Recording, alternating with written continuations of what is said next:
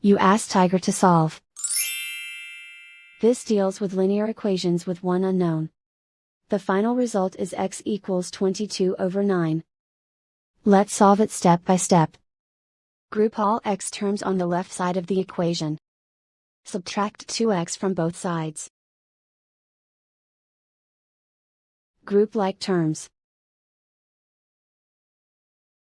Simplify the arithmetic. Group like terms.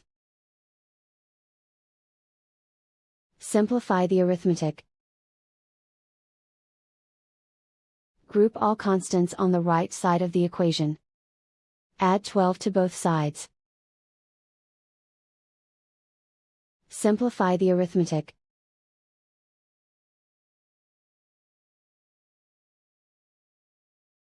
Isolate the x. Divide both sides by 9.